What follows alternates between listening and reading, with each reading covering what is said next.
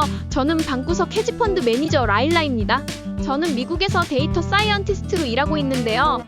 제 취미는 매일 주식 데이터를 받아 코드를 돌려 전략을 만들고 돈을 잃거나 벌든 제 돈을 투자해 전략을 실험해보는 것입니다.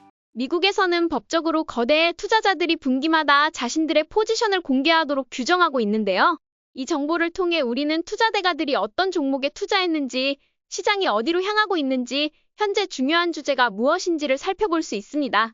저 역시 매분기 13F 보고서가 발표되면 주요 투자대가들의 포지션을 확인하고 그 중에서도 스탠리 드러켄밀러의 매수 및 매도 포지션을 집중적으로 연구합니다.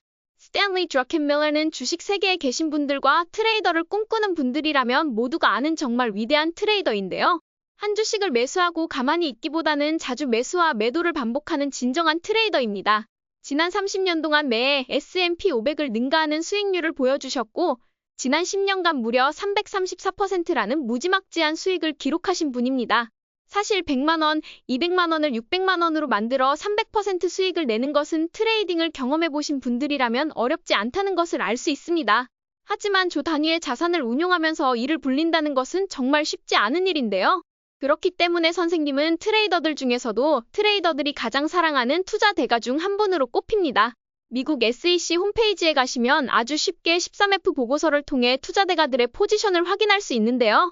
다만 안타까운 점은 9월 30일 기준으로 작성된 보고서를 45일이 지난 11월 14일에야 볼 수 있다는 점입니다. 그래서 이번 영상에서는 과연 어떤 종목들을 매수하고 매도했는지 스탠리 드러켄밀러의 매수와 매도 포지션을 살펴보며 개미 투자자로서 우리는 어떻게 최적의 타이밍을 잡을 수 있을지에 대해 이야기해보겠습니다. 먼저 2분기와 3분기를 비교해보면 놀라운 점은 엔비디아를 전량 매도한 사실인데요. 물론 드러켄밀러가 이 결정을 두고 너무 일찍 매도했다며 후회한 적도 있지만 이처럼 대규모로 매도를 감행한 점에서 그의 겸손함과 원칙을 배울 수 있는 것 같습니다. 특히 이 정도 수익이면 됐다라는 태도로 욕심을 부리지 않는 점은 우리도 배워야 할 점입니다. 그리고 드러켄밀러 선생님께서 주목하신 주식들을 보면 지역은행 금융주와 비트코인 관련 채굴 기업들 같은 주식들을 매수한 것을 확인할 수 있습니다. 이를 보니 최근 저희가 이야기했던 시장의 리더들이 다소 포함되어 있는 것 같아서 굉장히 흥미로웠습니다. 역시 스탠리 드러켄밀러가 시장을 이끌어가는 인물이 아닌가 하는 생각을 다시 한번 하게 됩니다. 진정한 트레이더라면 중소형주를 발굴한 뒤 그 기업들이 성장이 가속화될 때 매수하고 그 성장이 멈출 때 모든 수익을 실현하고 매도하는 것이 특징이죠. 드러켄밀러 선생님께서도 너테라라는 시가총액 18빌리언 달러의 회사를 지난 2022년부터 꾸준히 조금씩 매수해온 것을 알 수 있습니다. 특히 최근 3분기에는 포지션을 상당히 많이 늘리셨고 이제 이 회사가 선생님의 최고의 포지션 중 하나가 되었습니다. 그래서 이 회사를 사야 하냐 하실 수 있지만 이는 단순히 결정할 수 있는 문제는 아닙니다. 너테라는 현재 임상 유전검사 회사로 세포 유리 검사 기술을 전문으로 하며 여성 건강, 암, 장기 건강 등의 유전 질환 조기 발견 및 예방에 사용되는 유전자 테스트 서비스를 제공하고 있습니다. 현재 이 주식의 펀더멘털을 살펴보면 매출은 계속 증가하고 있으며 순이익은 현재 마이너스 상태이지만 곧 흑자로 전환될 가능성이 있어 보입니다. 바이오 관련 회사는 반드시 실적이 나와야만 투자할 가치가 있는 것은 아니므로 주식의 차트를 한 번 더 살펴보며 투자할 만한 가치가 있는지 없는지를 검토해야 합니다. 그래서 23F를 살펴볼 때 많은 분들이 이런 걸 샀구나? 그럼 나도 사볼까? 하고 무작정 따라 사는 경우가 있는데 그것도 하나의 방법이긴 합니다. 워렌 버핏 선생님을 따라서 갑자기 모두가 따라 사면 갑자기 일주일 동안 계속 오르는 현상이 가끔 나타나기도 하거든요. 하지만 그런 방식으로만 투자할 수는 없고 우리도 각자의 최적의 방법을 찾아야 합니다. 그래서 트레이더로서 우리는 과연 평단가가 어딜까 고민해보고 언제쯤 샀을까, 그 시기에 거래량이 많았는지 등을 분석해야 합니다. 그런 다음 개인 투자자로서 왜 나는 이걸 못 찾았을까 하며 과거의 최고의 매수 포인트를 고민해보고 현재 이 주식이 과연 살 만한 가치가 있는지 펀더멘털 측면과 차트 측면에서 검토해야 합니다. 이렇게 세 가지 과정을 항상 거치며 실력을 키워가는 것이 가장 중요하다고 생각합니다. 이번에는 새로운 포지션들에 대해 세 가지 원칙을 바탕으로 한번 살펴보도록 하겠습니다. 먼저 지역은행 ETF인 KRE입니다. 저도 최근에 매수했는데 드러켄밀러 선생님의 포지션은 평단가를 현재 52.8달러로 유지하고 있습니다. 7월부터 9월 사이에 가장 거래량이 많았던 시기를 보면 아마도 7월 초쯤에 매수하지 않았나 생각됩니다. 매수 포지션을 보면 정말 차트적으로 아름다운 시점에 진입하신 것 같은데요. 물론 거래량이 많았던 만큼 주가가 금방 상승했던 것을 알 수 있습니다. 그렇다면 KRE를 매수하기에 적당한 시기는 언제였을까요? 이를 살펴보면 다양한 시점이 있었지만 주가가 50일 이동평균선까지 가까워졌다가 갑자기 상승하며 주요 이동평균선이 정배열을 이룬 순간이 3번 있었습니다. 그중 하나의 시점에서 매수를 했다면 지금 아주 좋은 수익률을 얻고 있었을 거라 생각합니다. 저도 대선 전에 매수했는데 매우 좋은 포지션에 들어갔다고 생각합니다. 그렇다면 현재는 매수할 만한 가치가 있을까요? 물론 지역은행 자체가 트럼프 대통령의 규제 완화와 지속적인 금리 인하로 매수할 만한 가치가 있다고 생각됩니다. 하지만 현재는 매수 타이밍이 약간 지나간 것 같습니다. 돌파 시점에 들어갔었다고 해도 현재 지지선이 주가와 매우 가까워 주의가 필요합니다.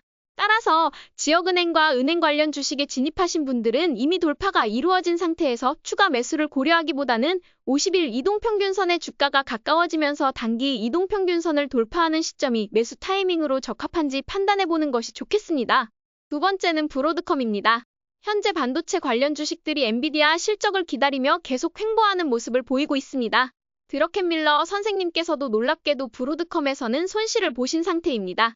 모든 종목에서 수익을 낼 수는 없으니 평단가가 현재 166.53달러로 책정된 점을 보면 적어도 이번에는 물리신 것으로 보입니다. 지난 몇 개월간 브로드컴의 최저기 매수 타이밍을 살펴보면 특별히 뚜렷한 매수 타이밍은 보이지 않았습니다. 6월과 2월 초에 매수했다면 이후 8월에 급락을 견디지 못하고 손절한 투자자들이 많았을 것으로 보입니다. 6월 이후로는 단기 트레이딩 관점에서 접근하지 않는 이상 적합한 매수 기회는 보이지 않았습니다. 당분간은 엔비디아와 브로드컴 실적 발표로 방향성이 정해지기 전까지는 지속적으로 관찰 대상에 올려두고 지켜보는 것이 좋을 것 같습니다. 현재 상태를 큰 그림에서 살펴보면 작년 12월쯤이 가장 좋은 매수 타이밍이었으며 그 이후로는 올해 3월부터 6월까지 횡보를 거친 후 돌파했으나 다시 6월부터 현재까지 또다시 횡보하는 모습을 보여주고 있습니다. 따라서 아직은 최적의 매수 타이밍이 보이지 않으며 관망 자세를 유지하는 것이 바람직해 보입니다. 세 번째로 새롭게 추가한 주식을 살펴보면 아산데스 파마라는 주식입니다. 이 회사는 덴마크 코펜하겐에 본사를 둔 회사로 내분비 희귀질환과 종양학 분야의 새로운 치료제를 개발하고 있습니다. 이렇게 생각해보면 노보 노디스크도 덴마크 회사인데 이 회사 역시 덴마크 회사이죠. 덴마크가 바이오 분야에서 상당한 혁신을 이루고 있는 것 같네요. 현재 드러켄밀러 선생님의 평단가는 142.85달러인데 역시나 안타깝게 물리신 것으로 보입니다. 특히 지금 트럼프 정부의 새로운 보건부 장관으로 로버트 케네디 주니어가 임명될 가능성이 있는 상황에서 바이오 관련 주식들이 크게 출렁이고 있는 모습입니다. 선생님이 매수하신 구간을 차트로 살펴보면 매수 시점에서 이미 주가가 조정 국면에 있었던 것으로 보입니다. 지난 몇 개월간 이 주식의 차트를 살펴보면 확률적으로 최적의 매수 타이밍은 보이지 않았습니다. 선생님께서 어떤 이유로 이 주식을 매수하셨는지 분명히 알 수는 없지만 제가 사용하는 상승 모멘텀 모델에서는 이 주식의 매수 타이밍이 나타나지 않았습니다. 현재로서도 매수 타이밍은 보이지 않는 상태입니다. 이번 네 번째 주식은 브로나 파마입니다. 드러켄밀러 선생님의 현재 주식 취향을 엿볼 수 있는 사례인데요. 바이오 관련 주식들을 다수 매수하셨습니다. AI가 바이오 산업에 접목되며 엄청난 성과를 가져올 것이라고 판단하신 것으로 보입니다. 그렇기 때문에 저 역시 시간이 날 때마다 바이오 관련 주식들, 특히 트럼프 대통령 정책으로 인한 불확실성이 해소된 이후 AI를 활용해 더 빠르게 성과를 내는 주식들을 골라서 투자해야 할 것 같습니다. 네 번째는 브로나 파마인데요.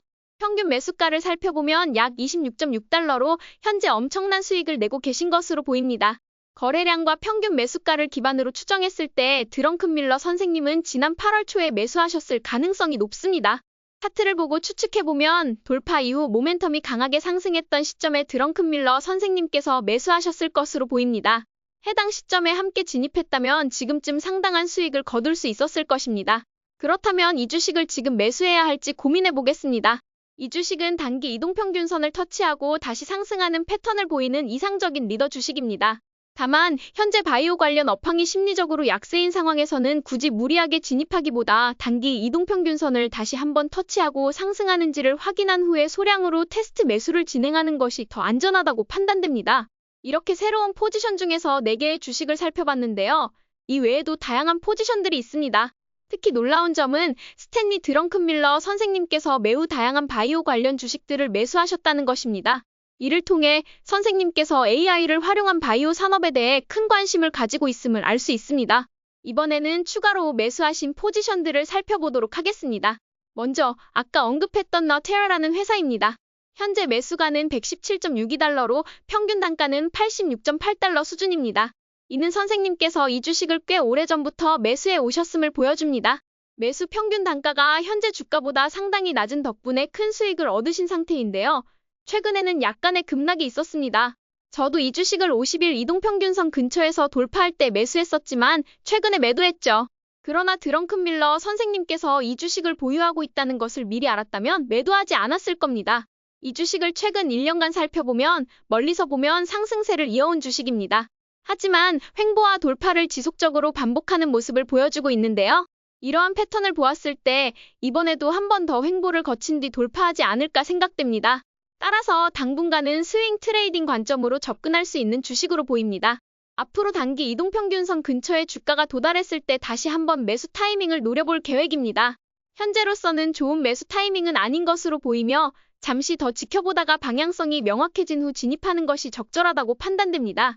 이번에는 제가 지난 분기에 드렁큰밀러 선생님의 2분기 13F를 보고 매수했던 주식 중 하나인데요. 티모어프라는 회사입니다.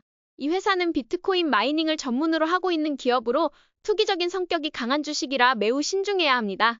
선생님의 평균 단가는 3.84달러이고 이 주식은 10달러 이하기 때문에 밈주식이기도 합니다. 가장 최근의 최적 매수 타이밍은 역시 제가 매수했던 그 시점으로 50일 이동평균선의 수렴 후 다시 한번 돌파했던 10월 초였습니다. 당시 매수는 매우 적절한 타이밍이었다고 생각됩니다. 현재 매수 기회를 살펴보면 단기 이동평균선을 터치하고 다시 위로 반등한다면 매수 타이밍으로 적합할 가능성이 높습니다. 매수 기회를 엿보며 적절히 대응하는 것이 좋을 것 같습니다. 오늘 이렇게 스탠리 드렁큰밀러 선생님의 최근 포지션과 추가 매수된 포지션 몇 개의 주식을 살펴봤습니다. 이외에도 사실 드렁큰밀러 선생님은 현재 약 75개 정도의 주식을 보유하고 계신데요. 자산이 큰 만큼 그리고 도와주는 직원들이 있는 만큼 가능한 일이라고 생각됩니다. 사실 저희 같은 일반 투자자들 중에서 특히 코딩을 활용하거나 알고리즘을 이용해 매일매일 자동으로 주식 데이터를 분석할 수 있는 분들이라면 그렇게 많은 종목을 보유하며 관리하는 것이 가능하겠지만 시간이 부족한 직장인들에게는 여전히 10종목 내외로 포트폴리오를 구성하고 관리하는 것이 적합하다고 보입니다. 우리가 13F 보고서를 분석할 때 이 유명한 사람이 샀네, 나도 사야겠다라는 마음으로 무작정 따라 하기보다는 항상 세 가지 요소를 고민해야 합니다.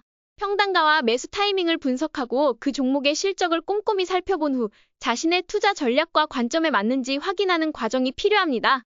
오늘은 주로 트레이딩 관점에서만 살펴보았지만 투자 아이디어를 얻고 새로운 종목을 발굴하는 과정을 지속적으로 반복하면서 투자 실력을 키워나가는 것이 중요하다고 생각합니다.